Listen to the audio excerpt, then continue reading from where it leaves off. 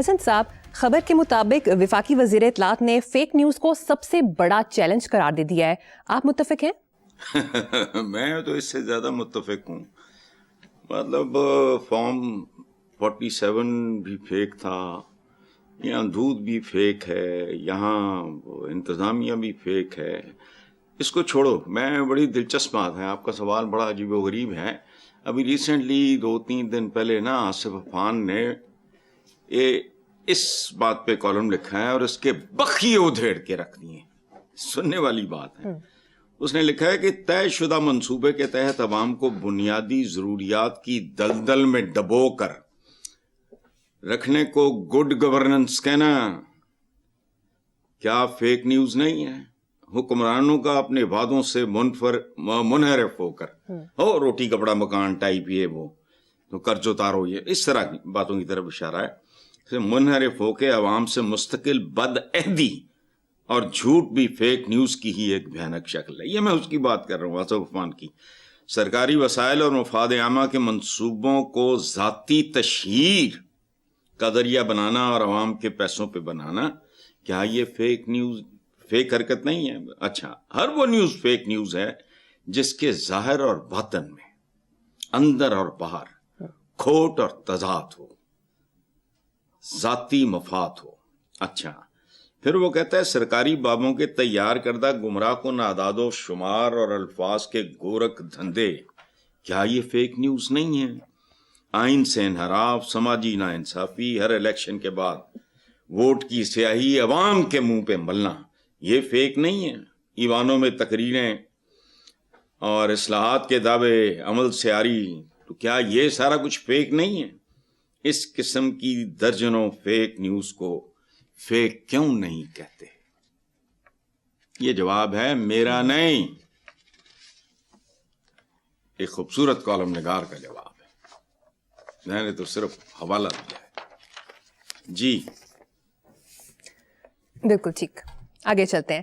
اخباری خبر کے مطابق سپریم کورٹ نے انتخابی نظام کو غیر اسلامی قرار دینے سے متعلق 36 سال پرانا کیس نمٹا دیا. انتخابی نظام کو غیر اسلامی قرار دینے کی درخواست 36 سال قبل دائر کی گئی تھی، جبکہ وفاقی حکومت نے وفاقی شرعی عدالت کے فیصلے کے خلاف 1979 میں اپیلیں سپریم کورٹ میں دائر کی تھیں. کیا لوگ ہیں ہم یار، کیسے مسلمان؟ 36 سال، 36 منٹ نہیں لگتے. فہم نہیں ہے کرنے والے اور اس پہ 36 سال برباد کر دینے والے. It shouldn't take more than 30 minutes. 76 پڑھنے چاہیے ان کو جو اس طرح کے سوال اٹھاتے ہیں. دیکھو بات سنو، یہ عین اسلام ہے. ان ڈنگروں کو یہ نہیں پتا کہ وہاں خلفاء ہمارے ملوکیت کی بات نہیں کر رہا، کیسے منتخب ہوتے تھے. تاریخ جا کے پڑھ لو. اس زمانے میں ہوتا یہ تھا، چھوٹے چھوٹے قبائل تھے، اور قبائل کا ہمارے جیسے فراڈیے نہیں ہوتے تھے. قبائل کے جو سردار ہوتے تھے وہ ان کے باپ کی طرح ہوتے تھے اور ان کو جینوئنلی ریپرزینٹ کرتے تھے. وہ قبیلے کو اعتماد میں لیے بغیر، ان کی مرضی کے بغیر کوئی فیصلہ نہیں کرتے تھے. یہ صدیوں پہلے قبائلی معاشروں میں ہوتا تھا. چند 100 پہ مشتمل، چند ہزار پہ مشتمل ایک ٹرائب ہے، چھوٹا تھا، اس کا سردار ان کا باپ ہے. کلچر کو سمجھتے ہیں. جیسے 4 شادیوں کی، 4 شادیوں کی اجازت تب تھی جب قبائلی جنگیں روز ہوتی تھی، بندے مرتے تھے، تناسب بگڑا ہوا تھا عورت اور مرد کا. یہ میں پہلے بھی کہہ چکا ہوں. اس وقت عورتوں کی تعداد بڑھ جاتی تھی. یہ غیر فطری سے معاشرے تھے نا، ایک دوسرے کو قتل کرنے والے. ہمارے ہم مر گیا اندر. ہمارا مومن کی ایک پہچان یہ ہے اور خدا کا واسطہ کہ وہ جس عہد میں زندہ ہوتا ہے اس کے تقاضوں کو سمجھتا ہے. ہم اتنے بے حیا لوگ ہیں، اونٹ چھوڑ دیا، خچر گھوڑا چھوڑ دیا، گاڑیاں تو موٹر سائیکلیں اور جہاز پکڑ لیے.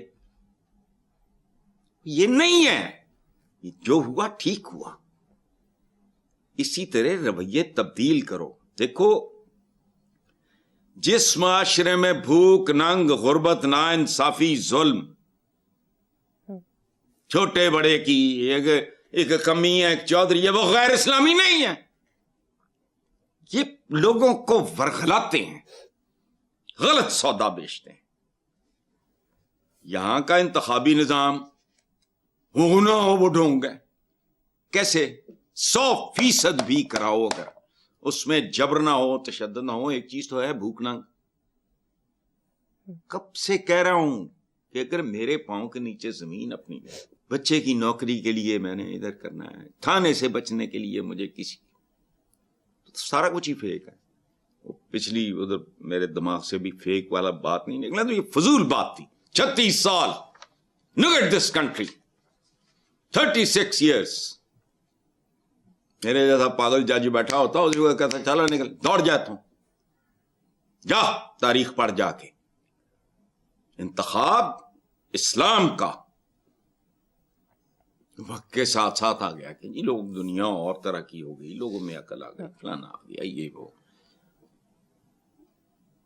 چھوڑو، بالکل ٹھیک، ڈھنگ کی بات کریں کوئی. جی.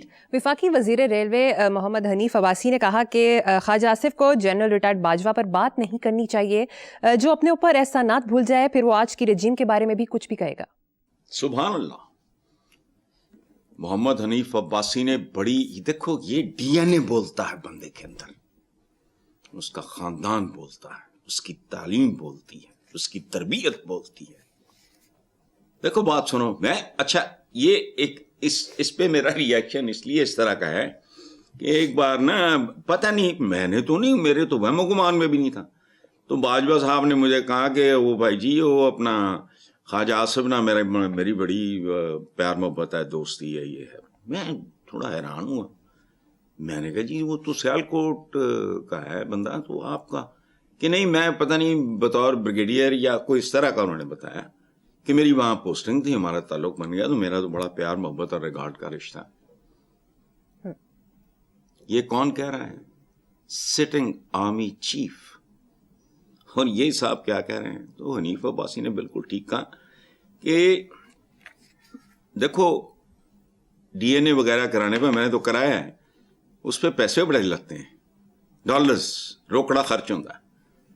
اس کا سادہ طریقہ یہ ہے کہ لوگوں کا رویہ، دیکھو بات سنو، ہماری سب کی زندگیوں میں دوستیاں، تعلق، پیار محبت ہوتا ہے. میرا تو الحمدللہ خیر ایک آدھ ایکسیپشن ہے، ادروائز نہیں. آج تک جن جان ہیں جو دوست ہیں جو دنیا میں نہیں رہے، ان کے لیے دعائے مغفرت ماں باپ سے شروع کرتا ہوں، اور پھر اپنے مرحوم دوستوں کے لیے. تو اچھا تعلق بگڑ بھی جائے تو نہیں، خوبصورت موڑ دے کر چھوڑنا اچھا. چپ رہو، گئے دنوں کی، بھلے دنوں کی یاد میں سوال ہی نہیں پیدا ہوتا. چپ رہو، یا ہو سکے تو اس کا بھرم رکھو تعلق کا. لیکن بہرحال یہ اسی طرح کا ہی ہے، کچرا سا معاشرہ ہے ہمارا، ایسے ہی لوگ ہیں ہم. بالکل صحیح. آگے اس کے ساتھ 4 دن اچھے گزرے ہوں، سوال ہی نہیں پیدا ہوتا. ریپسٹ نہ ہو اور غدار نہ ہو، بس اشتعال میں آگے بندہ مار دے وہ، پھر بھی اس کے ساتھ کھڑے ہو. چلو